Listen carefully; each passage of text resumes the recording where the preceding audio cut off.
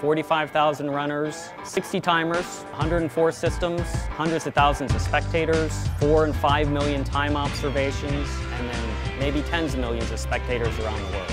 It's a tremendous task to get all that information correct, quickly, accurately, where people can enjoy the event that is the New York Marathon. We started in the 60s. The technology was pretty limited. For instance, a runner would cross the line and be handed a popsicle stick with a number on it, your first place. And actually the first thing we did in the old days was the person who was the fastest in the group would carry the watch.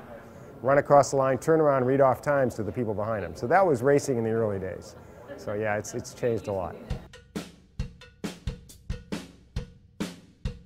This is the ballroom where we are preparing all of the controllers for the 2010 New York Marathon. This is the industry standard ChronoTrack D-tag. It's a single-use tag that is disposable, and the D-tag very simply is just laced around the competitor's shoe, and as they get closer to the gator, more energy will be developed, and it will actually then send the data to our controllers that you see behind us. The controller can hold 8 of these antennas, and based on the demands of the course here, that means there will be nearly 1,000 of these antennas and individual gators spread out across this course to track the competitors to the New York City Marathon. One of the challenges with doing big races, when you think about 45,000 people that they have registered for the New York Marathon, the gun goes off and it can take 30 minutes, 45 minutes to get 45,000 people past that start line. What we do is we start their personal clock when they cross the start line.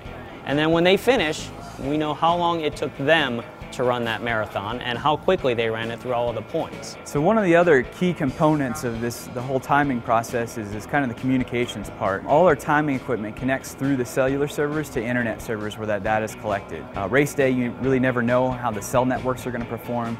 You bring in all kinds of people from outside. They all come in with cell phones, so that's extra traffic on every cell tower in New York City. So we utilize at least 3 different connections, and then at all our vital timing points like the start and the finish. We also have hardline connections and satellite connections as well. This year we've grown everything bigger and better. We've got all kinds of new systems that we're adding on.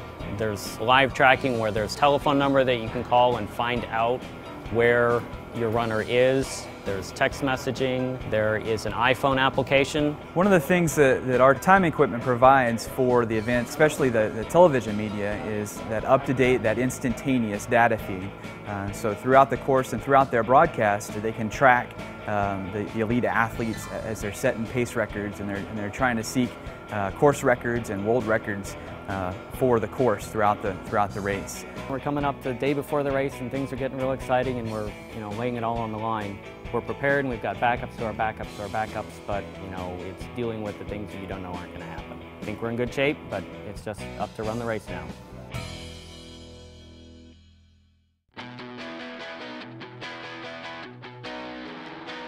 So this is the media center. This is where all the timing scores come in, and the world press reads everything back from all of the locations, and we're tracking every athlete, all the celebrities, and they're all logged into our tracking tool because they're all trying to get it right for their deadline. They're printing the report right from there. So those splits come right up like that. All right, here we are outside of the war room. We're at the tail end of the 2010 New York Marathon. At this point, we've got about 2/3 of the points closed. The only real issue we had today was dealing with the mass volumes of people at a couple of the points. Everybody on their cell phone, all hopping on their phones to take pictures and email pictures and text messages. I'm crossing the start, look for me. Our backup plans kicked in and we were able to adapt and adjust and just move forward and get the job done. But we're at the very end here, getting it together, and it's been a tremendously successful race. All of our planning has paid off, and we've dealt with all the little issues that came up, and we're about ready to put it all to bed and move on to somewhere else exciting next week.